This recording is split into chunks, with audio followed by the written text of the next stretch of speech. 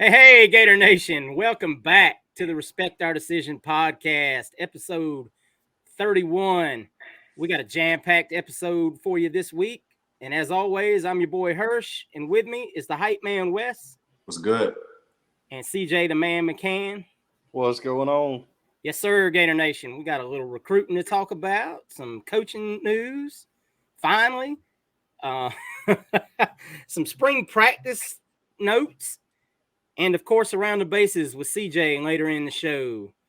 So, guys, make sure you go out there, get this podcast and download it wherever you get your podcast from. And if you're new to the channel, check out our YouTube channel and give it a subscribe and like the video and hit that notification bell so you get a notification anytime we upload new content so y'all don't miss a single episode. And as always, guys, if you like to support us as creators, check out our Patreon, Respect Our Decision. We appreciate that so much. And before we get into it, guys, make sure you go and check out our partner Prize Picks. Use our code RESPECT100 to get your deposit matched up to $100. Daily fantasy, man. It's that time of year. Hey, NBA, MLB, March Madness, and even a little CJ's real excited for the XFL, man. That's his bag. XFL. He hates me. Go help the Rock out. He needs All money right, Gator fast. Nation. We're going to jump right into some recruiting news, man. Spring practice kicked off Saturday. We had a slew of visitors in here, both 2024 and 2025. Headlined, of course, by five-star quarterback DJ Lagway out of Willis, Texas. Not a whole lot of news coming out of these visits. This is just kind of how it goes, you know, kids coming in and out, checking out practice, hanging out with the staff, getting to know some of these coaches if they haven't, you know, got to know them yet. Staff's really trying to keep a lot of this stuff right now kind of under wraps. You're not seeing a whole lot of news come out of there from anybody. There's some stuff out there that right now is just not that, you know, the staff doesn't want out there trying to work some committed guys under the radar and things of that nature. But by all, you know, accounts, the visits went good this weekend, and they'll have a whole new batch of visits starting this weekend. Actually, the first big visit will start tomorrow as IMG five-star David Stone steps into town. He's number 12 in the On3 rankings currently. Recently visited Texas A&M. He's been favored to Oklahoma for a while now, but he's originally from Oklahoma. As you know, most of these IMG kids aren't just from Florida. They're from all over the country. So he's been favored there for a while now, but obviously he hasn't visited, I believe, since November. You were telling for the show, CJ? Yeah, November of last year. Yeah, so kind of a wide open recruitment is what it sounds like. There's even been some predictions, I believe, to Michigan State out there for the kids. So could be a recruit just like we saw last year with Samson Okunlola, where, you know, you get in there, do what you got to do, show him some playing time maybe, and see what happens. I mean, you go with the old adage, you miss 100% of the shots you don't take.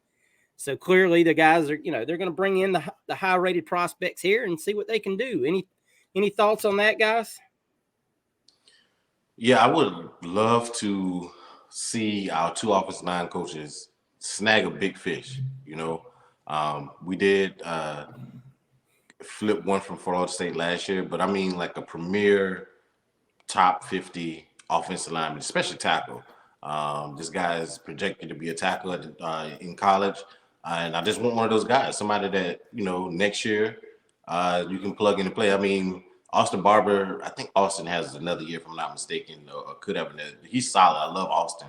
I'm just projecting for his backup when he does leave, because I mean, he played right tackle last year, and hopefully I think he may switch over to left tackle. We'll get into that later. But to be able to snag a premier big guy to come in and can possibly start day one is something that this offensive line duo needs to pull. CJ, any thoughts? I mean, the main thing with it is even, you know, whatever happens to me, just get them on campus, just see what happens. I mean, that's the main thing. You know, it's never over with till you get them on campus and see where they're at. You know, you got to take the chance. I mean, you don't want to, You don't want to just say, it doesn't look like he's going to come here, so we don't want him on. We don't want to even try. That's not the mindset you want to go in with. These kids make up, decisions on a whim. You get them here, and they really like it, and they see all the pretty things. They can change their mind really fast. So, I'm all for it. Just get these guys on campus as much as you can, and try to sell the vision here. Make sure you get your other elite prospects in there, and let them kind of, do what like Lagway's doing now, trying to help, recruit for the next class. So, I mean, that's kind of where my mindset is. I mean, we have the visitors this weekend, so just keep getting them back. It's still early. We just started March. Like I said, I don't think you're going to see anything really, really heat up till post spring game anyway. Yep. So, I mean, just get these guys on campus, see where their head's at, kind of make decisions that way, and just see what they'll do. I mean, you never know. Yeah. Yeah, and a lot of these guys are going to be seeing Florida for the very first time. So keep that in mind. Not all of these kids have been to the swamp or been to Florida before and seen the new, center and everything that goes along with that. So you're selling a lot of these kids from scratch. So yeah, I think he's visiting LSU this weekend too as well. So yeah, he's just doing his tour. He's a little on the light side. He's 270 right now, but he's also hasn't even started his senior year of high school. So you'll probably see him bulk up between now and then obviously once you get him into an SEC conditioning, program, he's going to put even more weight on. So that doesn't alarm me. Shifting a little bit this afternoon or earlier today, you had Blake Alderman made kind of a stir, putting in some crystal ball predictions. Blake Alderman, of course, of 24/7 Gators Online, putting in some predictions for a few players. And there's a lot of people up in arms about this right now based on where they're ranked. None of them are what you would say top 250 kids currently. But we're going to talk about a couple of them and then, maybe just say, let's give this a little bit of patience, if you will. First one on that list, defensive end Kendall Jackson from Buckholtz, which, right there in Gainesville, 3-star defensive end, number 500 overall in the composite. Been favored to the Gators for quite a while now, actually. He's one of those kids that I'm actually surprised probably hasn't tried to commit already. And maybe he has. That's another thing you don't really know right now is just because these kids are getting crystal balls doesn't mean that they're going to be allowed to commit to the University of Florida if they picked up the phone. I think people get way ahead of themselves with some of these with these predictions. This is just one writer's opinion or maybe what a kid has told him, I want to commit to Florida. That's all good and well, but when you pick up and call Billy Napier and say, sir, is it okay if I commit? Billy might say, yeah, you know what?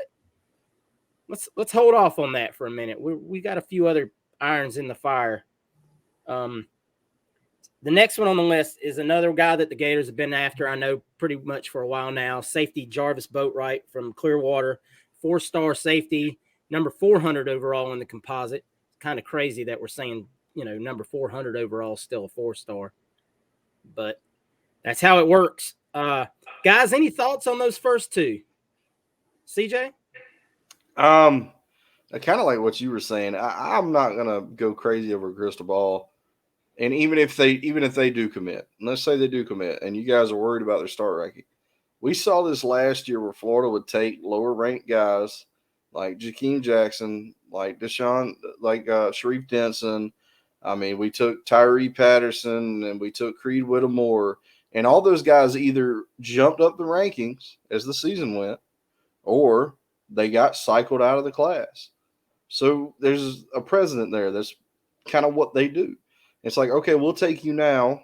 We'll see how you progress, you improve, because we like what we see so far. And a lot of times, if they're right, then you're going to stay in the class. You're going to go up the rankings. And if they weren't right and they were wrong, they're going to tell you, we got somebody else. Maybe you need to start looking somewhere else. So I'm not going to put too much stock into a crystal ball anyway, because, that's just one, these things change like crazy. We've got kids with crystal balls all over the place that, there are old crystal balls that never worked out. So I'm not going to freak out over it. I think Jarvis Boatwright would be a fine addition in any way, though, because we need safeties, and the staff has been on him for a while. So they obviously like something they see. So I would take him. It wouldn't hurt my feelings a bit if he committed tomorrow. So, I mean, and then of course you got the kid from Buckholes. That's a local kid. He probably, grew up dreaming to be a Florida Gator. This is probably what he wants to do. And if the opportunity presents itself, he's probably going to take it. So, no surprise there. Wes, any thoughts on that? Yeah, to echo a little bit what CJ was talking about. I mean, last year we were leading for LeBlanc.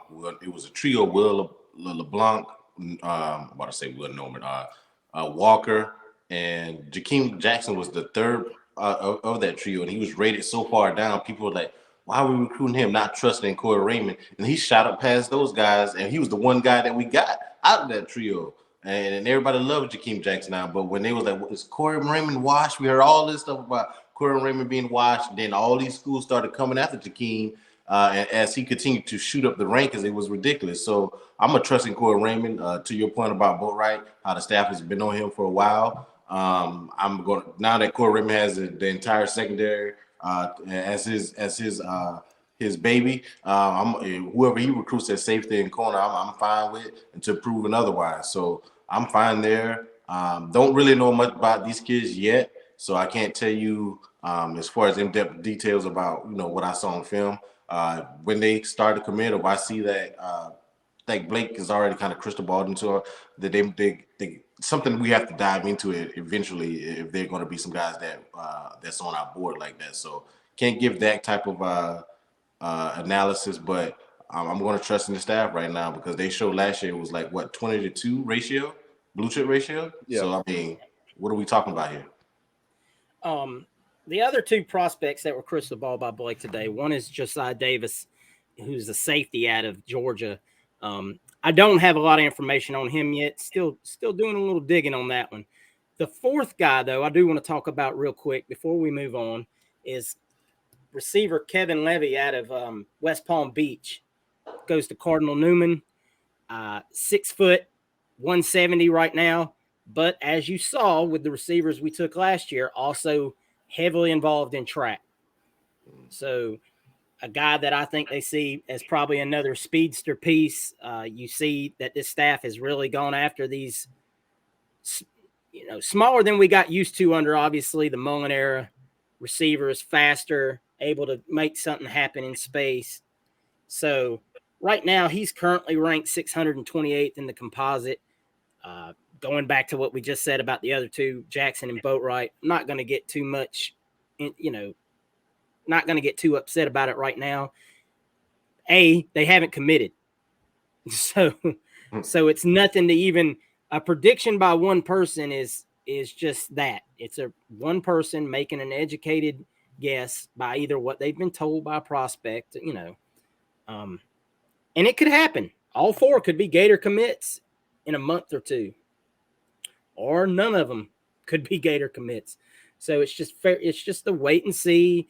Let's let these kids go to camps, get evaluated, maybe even play their senior year of football before we make all these judgments. No. I mean, that. It's not like they have at least 10 more games of football to play. No, or some camps to visit and go. Recruiting evaluations, as we know, is an ongoing process. They haven't even been to their senior prom yet. They hadn't even taken their senior pictures yet, and we're already class rings, nothing. But I get it, Gator Nation. I understand what the general consensus is. Oh, this is what we saw FSU doing and so doing. All I urge is that maybe you just wait and see and judge. Like we said, the evaluations last cycle were spot on pretty much everybody across the board. So let's just wait and see how these kids rise, and if they even end up being Gator commits before we, we're ready to throw the whole towel in. But that's all there really is right now for recruiting, guys. Like we said, more visits coming this weekend. Should be a lot more news coming out each and every day of spring practice. That's how things move, man. It's going to be fast, kids just coming in and out. And then as we get more news, we'll be talking about it, and we'll try to break down as many kids as we hear about that have the potential to be Gators in the future. So, guys, with that being said, let's talk a little bit of coaching news. The Billy Napier finally made a hire this week. And that would, even though the guy was already on staff, it was more of a promotion than a hire, I guess we'd say. And that would be Russ Callaway was named the tight end coach. Russ Callaway, of course, was already on the staff as a defensive analyst, but is very much an offensive mind. I believe he was the offensive coordinator. I believe it was at Sanford before. Sanford. Yes. And put up ridiculous numbers in that position. Also worked at LSU, I believe, as I don't know what he was at LSU, if he was a graduate assistant or an analyst, but he was obviously there a couple of years back. So the kid's very well thought of. I believe he's 35 years old, so another young, energetic guy. I like the move I like the hire. At first, I didn't. I had CJ can attest to this. At first, I was very and then I did a little reading because knee-jerk reactions are always fun. And as I read, I was like, you know what? This kid's got a lot of potential. Once again, not trying to sit here and sell you a bill of false goods, but if you read the guy's resume, there's a lot to like about him. Wouldn't you say, CJ? Yeah, I mean, here's the thing we're gonna keep in perspective. It's a tight end coach. No, I can't remember the last time somebody made a splash hire at tight end coach. Tim Brewster, and we saw how that worked out. It didn't. So just give it a minute. Let's see what he does. He's got a good pedigree. He coached at Sanford. He had a great offense at Sanford, put up a lot of points, put up more yards on FSU than they put on them when they played each other. And he was the offensive coordinator. He coached Duck Hodges, played for the Pittsburgh Steelers. So let's just give him a minute. Let's see what he could do. He's got a good pedigree. They trust him. It's a tight end coach. There's no reason to freak out over a tight end coach. We're not going to win or lose a national championship because of a tight end coach. Wes, your thoughts on the tight end coach? Yeah, like you said, he was a defensive analyst. Man, you see that a lot of times with analysts. They may be on the other. They come from one side of the ball. They may be they're analysts on the other side to be able to help the defensive coordinators because they have so much experience being offensive mind. So yeah, good call. Good call. That didn't bother me one bit. And like CJ said, it's a tight end coach. This is not going to make or break our program.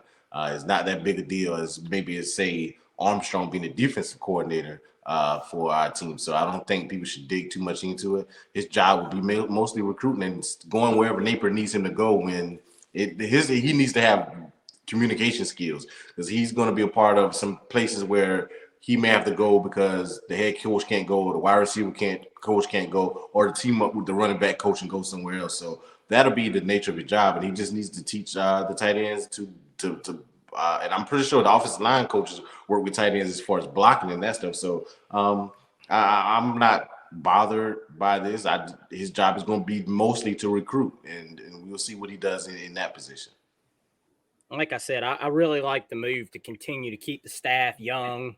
A lot of under 40 guys. I mean, that's just you like the young energy. Now, as far as it goes for the wide receiver coach position, we still don't have a guy. Billy is, if you believe all the reports, is interviewed up to about 10 guys by now. But there is a hot name, in the box, and that right now is Phil McGeehan. I believe I said that right. I don't know if I did or not, and if I didn't, I apologize. I've never actually heard his name pronounced anywhere. 43-year-old coach, formerly with Colorado. He was not retained by Dion when Dion took the job there, but the man's been coaching for a hot minute. He was at USF from 2009 to 2011, so he knows the Florida area. He worked for the Dolphins. He was a wide receiver coach for the Chargers. So the man's got a fairly decent resume. I do not know, obviously, with him being just at USF, what his recruiting, look like. I saw some of his recruits at Colorado, and based on what Colorado was as a program, not terrible. But he's going to be expected, if he is the hire, to recruit at a much higher level at the University of Florida. And he's got a lot to live up to after what Coach Colbert did in just a short time. Thoughts on that, guys? Wes? This is the position I'm most. Well, I don't say most, but I need to see what we do here.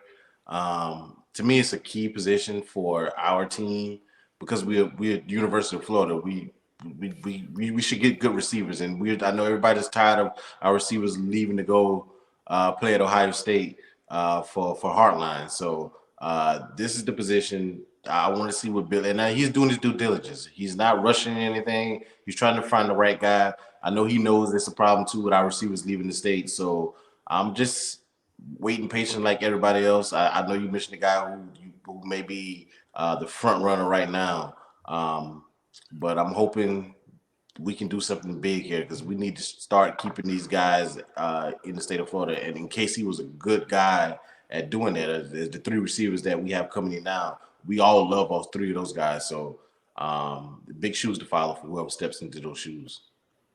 Absolutely. CJ? I mean, the guy, if you dig like into his actual resume and you just something like, oh, that's a wide receiver coach at Colorado, what the heck? But you look at him, he was a wide receiver coach with the Chargers, with the Dolphins, with East Carolina, and USF.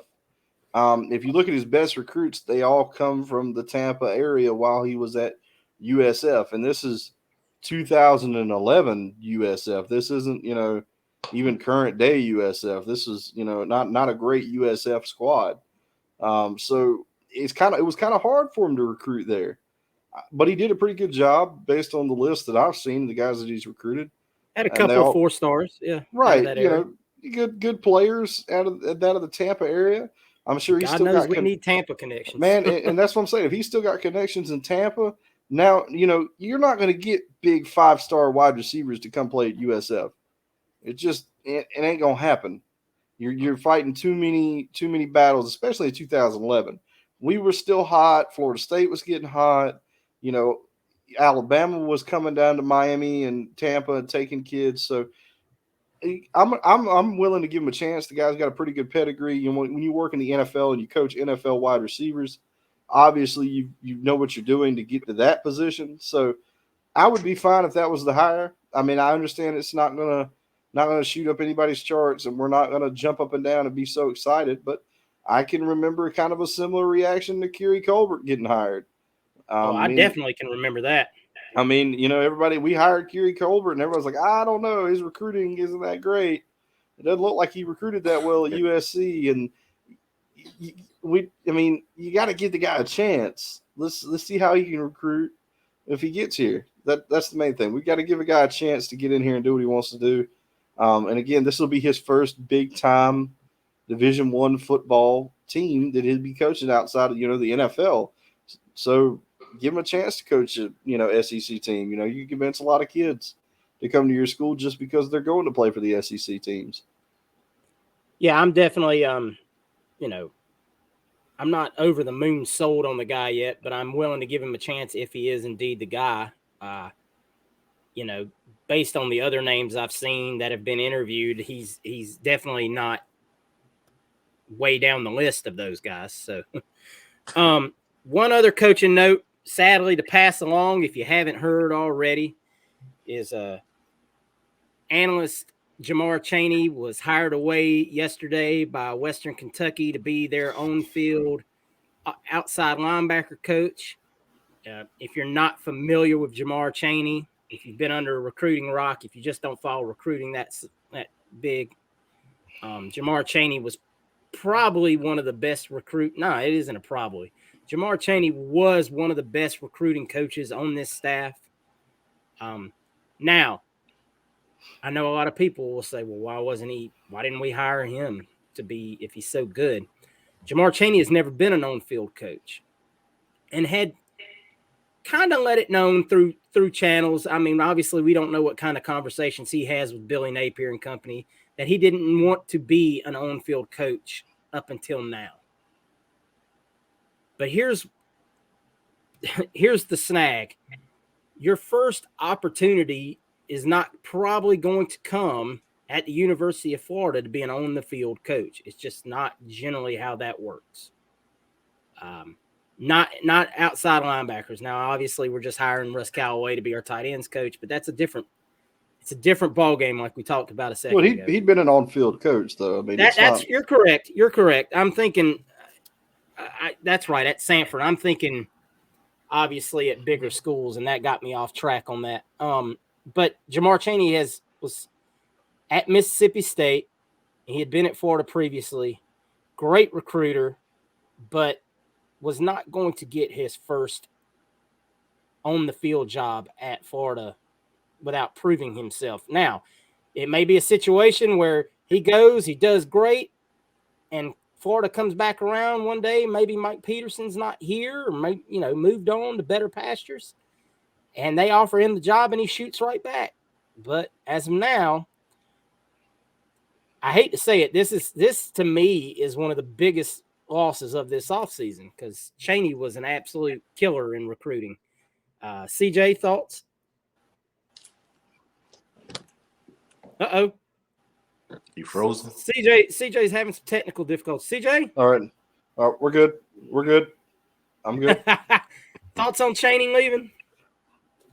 I hate it, but I don't think it's just Florida not wanting him to be an on-field coach. I don't think he wanted to be an on-field coach at Florida, not yet, at least. I think that he probably wanted to go somewhere else and see if get better and maybe come back and take a bigger job. He might have the end game of going back to Mississippi State at some point or something like that, and wants to try to be an on-field coach somewhere. And this would be a tough first job if that's what he was going to take. I mean, if that's where he ended up, if it's like your first job as an on-field coach is the University of Florida, where we're notoriously extremely hard on every position coach. I mean, that's tough. So I don't blame him for wanting to go to Western Kentucky and, let's say, prove it to himself that he can do this first before he takes a huge job like this. He can recruit, but that's just part of it, of course. But definitely, I think that that's the main thing. I'm going to miss him. He was a great recruiter for us, great guy by all accounts, and I hope he comes back around at some point. You're muted. Oh, There you go. Muted. All right. Like I was about to say there, let's not mistake it. This wasn't an NFL team or an SEC team that came and poached this guy away. This was Western Kentucky. So that speaks volumes to that situation. Wes, thoughts before we move on? Yeah, to me, if you rank all the coaches who just left, I think we had 4: tight end, wide receiver, defensive coordinator, and now him. He's second behind KC. In my opinion, he was that valuable behind the scenes. If you follow recruiting, like Hirsch was saying, if you haven't been on a rock, if you see a lot of recruits mention this guy, like a lot, like the vast majority of our recruits mention Jamar Chaney. So in that aspect, it's huge in my opinion, as far as loss. But to Hirsch's point, we don't know the type of on-field coach he is to say, okay, I heard some people say we should get rid of Mike Peterson and put him there. Hell no. Are y'all crazy? I mean, he's good behind the scenes, but Mike P is a dude. He's a good coach. You don't just fire Mike P and say we're going to put Chaney there. And everything we heard before that was Chaney didn't want to be on the field coach. I think Gator Dave had something out today to kind of dispute that, saying that he didn't say that. Who knows? Maybe he just, like CJ was saying, he wanted to say, you know what? I want this new challenge. I want to try this. I'm going to take this new opportunity to see if I can get my feet wet and see if I can do this on the field as well. And then maybe he circles back around. Who knows? But it is a huge loss, in my opinion. And don't forget, guys, analysts don't make a whole lot of money. I mean, it's not some great, where you don't work a lot of hours, so you don't make. I mean, these guys work a bunch of hours doing what they do for not a lot of pay. So he undoubtedly probably got himself a raise by taking this job as well. All right, guys. Well, we're going to fire out a little spring news at y'all real quick. I mean, we've only had 1 week here of spring practice, so there's not a whole lot out there other than just a few notes you see from watching some videos that have been posted from practice and a few people that have been at practice that have maybe shared their opinion. Starting at the top, Graham Mertz and Jack Miller are right now kind of splitting reps at first-team quarterback. I believe pretty much everyone expected that to happen. Jack's been in the system now going on year 2, so we all pretty much assume it's Graham Mertz's position to lose. But right now, Billy's going to do the right thing and let Jack go out there and compete, give him every opportunity to compete for this job. I will say that most videos I've seen of Graham Mertz so far have looked pretty sharp. Obviously, you're throwing on the air. You're not, going against defenses in any of these clips that I've seen, but he's putting good zip on the ball. I mean, I've seen a couple of bad passes, but it's early, and that's what you're going to see in spring practice. Guys knocking the rust off, getting out there, throwing it around. Nothing really newsworthy there, though. I mean, we all kind of expect that. One bit of newsworthy, at least to me, Sharif Denson working with the stars and safeties in practices this week.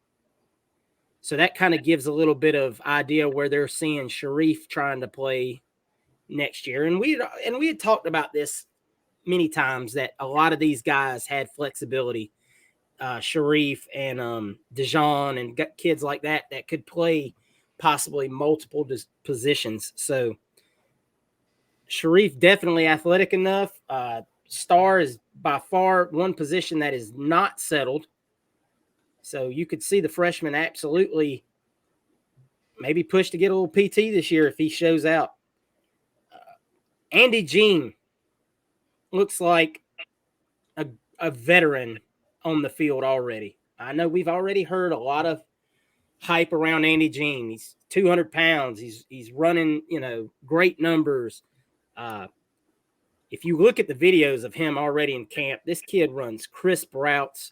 He's got wiggle, makes good catches, looks the part body-wise. Obviously, we were saying he weighed 200 pounds, but Andy Jean's going to play football this upcoming season at the University of Florida. I don't think anybody's got any doubt in that. Tight end Arlis Boardingham looks like he's going to be a problem. As we know, he spent most of the last year injured, didn't get a chance to play.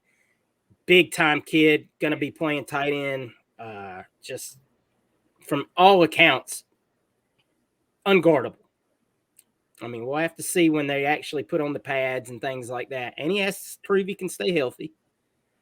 But there's optimism at the tight end position this year in Arlis Boardingham. And then, as per a press conference this morning by Rob Sale, it looks like that as of right now, Alabama transfer Damian George is slotted to play right tackle, be your starting right tackle as of today in spring training. So basically what we pieced together from Rob Sale's press conference, Gator Dave put this out this morning. Offensive line from left to right of Barber, Mazuka, Kingsley, Leonard, and George as of right now. Guys, what are your thoughts on these spring notes? Wes, you can go first. Yeah. Also, I heard Devin Moore is looking spectacular at corner. I heard that as well. Sorry, I shouldn't have left that out. No, you're fine. Coming back from injury, he has to, like you say, prove that he can stay healthy as well. But him and Marshall seems to be the corners, and by all accounts, Devin Moore is a monster out there. So looking forward to see our corners play better. We're kind of thin at safety. I think Coach mentioned that at his presser. So it's going to be interesting to see who's behind Mitchell and Kamari Wilson. Love the news on Arlis at tight end. Heard that he's not a Kyle Pitts type, so look for that. He's in more the mold of a Jordan Reed. Not saying he's Jordan Reed. Jordan Reed had some wiggle that I've never seen. As a Washington fan, he played for my NFL team. He was just sick with his option route. So if he's any bit of Jordan Reed, I'll love that. But I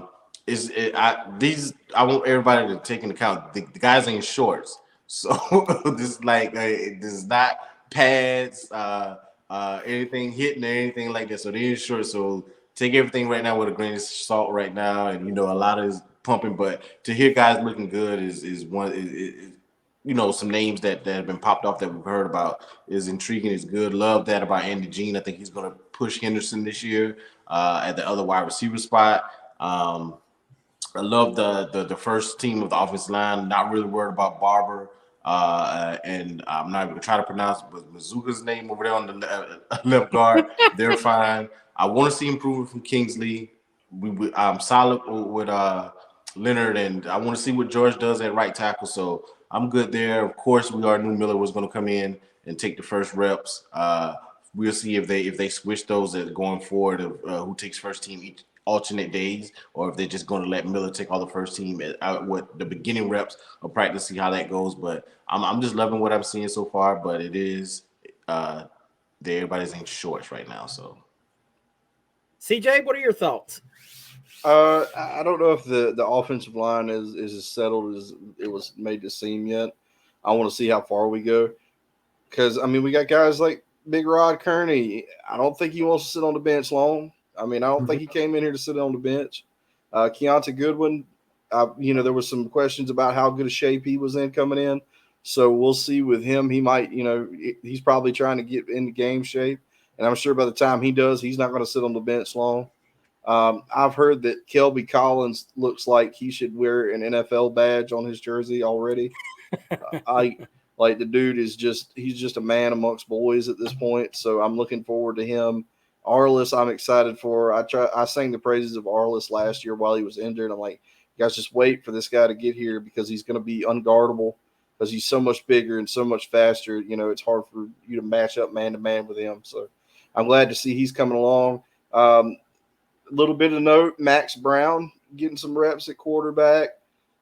Max Brown actually looks like probably the best athlete we have at quarterback, doing things with his legs. So we'll see how he progresses. He might actually be able to. Not sure that's much of a stretch.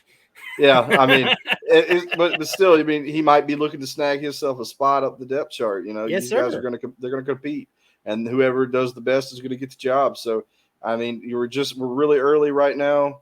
I like what I've seen from Mertz. Andy Jean looks like he's going to start day one. So, these guys all look great. I'm excited for it. Mizell's had some moments.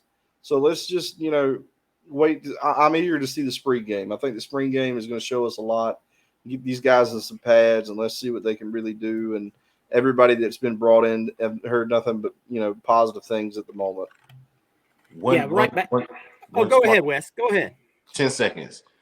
Heard something about you guys know I was big on Frazier's last year. I love Frazier's. Heard he had a spectacular catch in practice the other day, but I want to see him step up as well and take that next as a possession type receiver. He's a big body that can be a possession type receiver for us.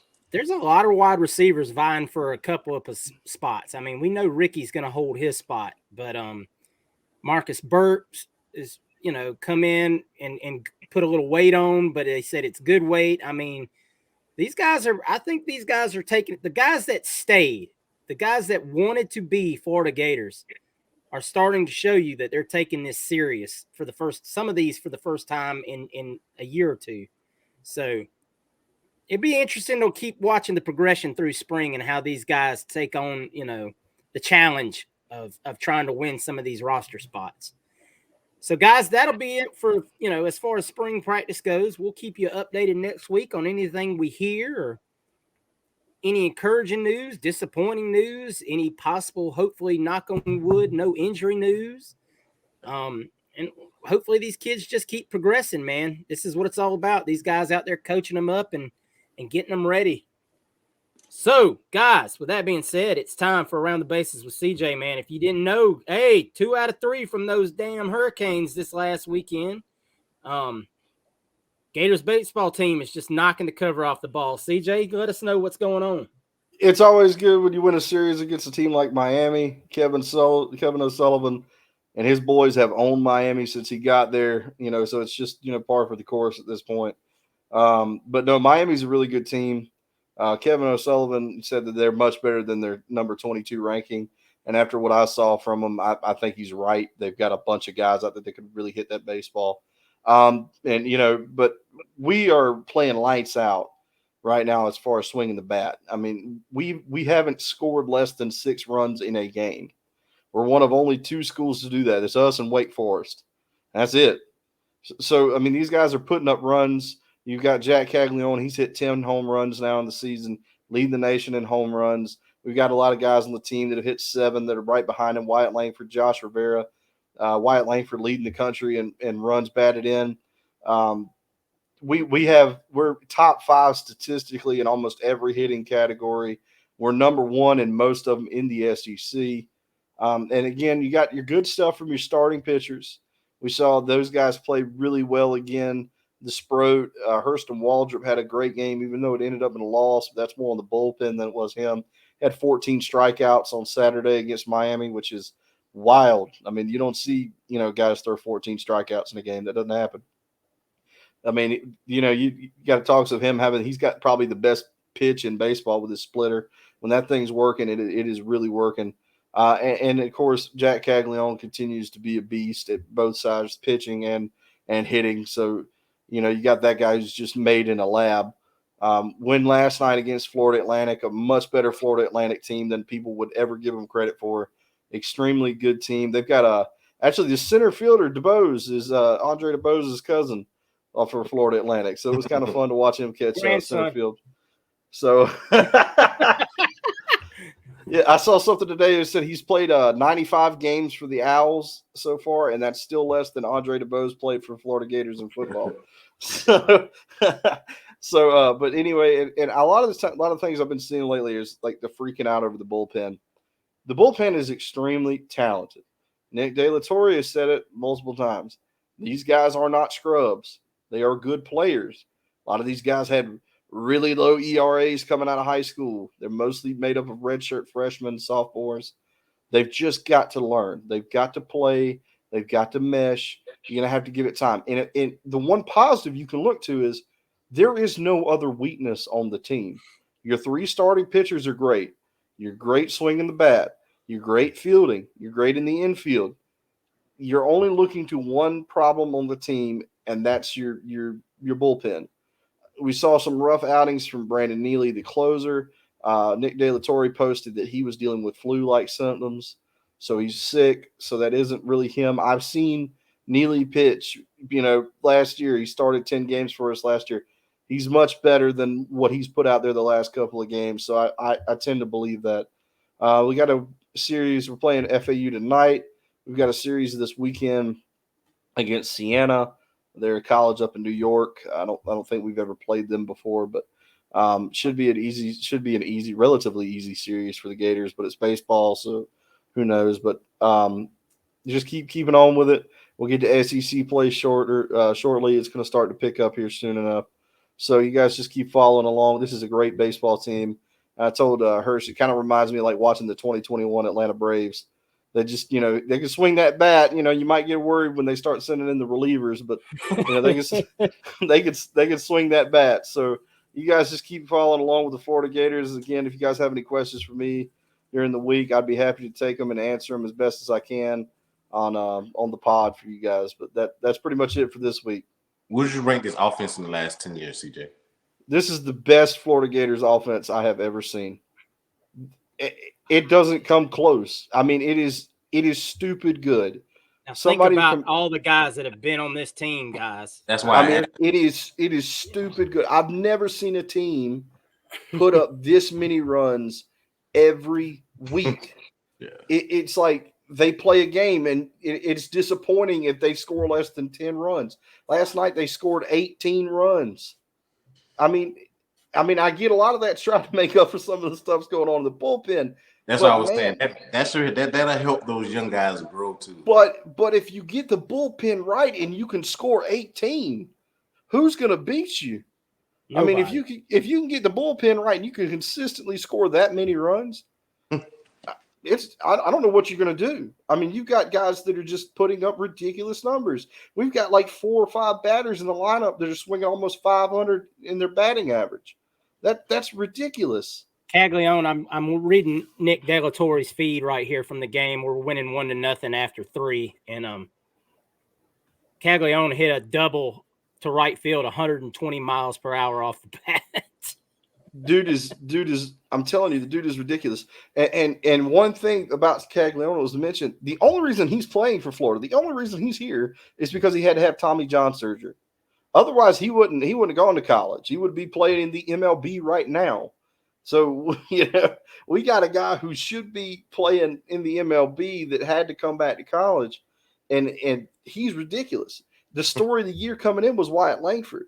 Wyatt Langford was supposed to be the next, and he still is, was going to be the next great outfielder because we've produced Jonathan India and Harrison Bader, and now it's supposed to you're supposed to put, Wyatt Langford in that conversation.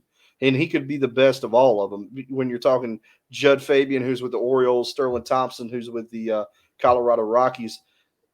So I'm excited to see what happens from here on out. When I'm telling you, these guys, Josh Rivera has made a tremendous stride. Josh Rivera is killing it with the RBIs. The dude is insanely good.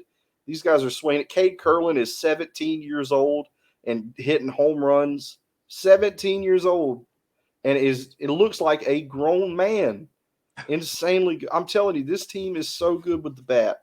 I don't know how to explain it. If they can get the bullpen situation right, if they can grow and get that situation fixed, I don't see how you can lose with this team. This is insane. Yes, sir. It's good to have a sport right now that we can be this excited about. Thank God. I mean, so guys, if you're not following Gator baseball, it sounds like a really great time to jump on board, keep up with the guys. As CJ said, man, if you live close, to Gainesville, go out there, see a game, great experience. Seen a lot of people posting their pictures from taking their family out there already early this season. It looks like a great time. I'm very envious myself that I'm not closer and can't take my son out to the game, hang out, just watch these boys smash the cover off the ball. All right, guys, that's going to do it for our show this week, man. Not a whole lot else to talk about right now. I hope, but information's always coming. So next week, we'll have another jam-packed episode for you. CJ will break down the week's goings-ons with the baseball team. We'll talk about spring and any recruiting news that drops during the week. CJ, you got anything else you want to add before we drop it to Wes? No, you guys just make sure you like and subscribe on the YouTube. Helps us out a lot. Check out the Patreon. That helps us out a lot. Make sure you follow us on Twitter. Make sure you follow me on Twitter. You follow Wes on Twitter. Follow Hirsch on Twitter. Conversate with us. Ask us questions through the week. Keep the momentum going. We love the feedback. If it's good or bad, just tell us something. As long as you're telling us something, let us know you're listening. Yes, sir. And we're going to be dropping the new Pod of the People episode probably Saturday. We'll probably have that out on YouTube for y'all Saturday. So y'all can, chill on the weekend and take a look at us three ugly guys and answer y'all's questions. So if you haven't, I know Wes got it lined up. Never mind. My bad. So guys, if you haven't already, check out our the questionnaire on Twitter and Facebook about the questions for Pod of the People. Any questions you'd like to send in for us, and we'll try to answer those for you on the pod, including our community question that we put out earlier today. Mount Rushmore of SEC backs, guys. Give us your opinions. We'd love to hear them. Wes, take us home, man. Yes, sir. CJ, did you put that on the Facebook? Do you want me to? Or are you just doing that? Just a Twitter thing? You can put it on Facebook too. We'll have that on Facebook for y'all tomorrow. Okay, gotcha. All right. So I would do that again. Like the guys said, please subscribe, hit the notification bell, like, and make comments. And also, our Pod of the People is exclusive. So if you listen to this on Apple or iHeartRadio or whatever, our Pod of the People that we take your fan questions, answer those, that's strictly to YouTube. So make sure you subscribe to that so you can get that on this weekend. Again, this is a podcast that support our troops. So we want to thank you all out there that are serving or have served. If you have any questions for us, please hit us up. Let us know. We'll try to answer those questions for you as far as benefits. And just like that, man. I'm back. I apologize for that. But we appreciate you guys when you hear from us later on this week. And go Gators. Go Gators, guys. Go We'll Gators. catch you next week.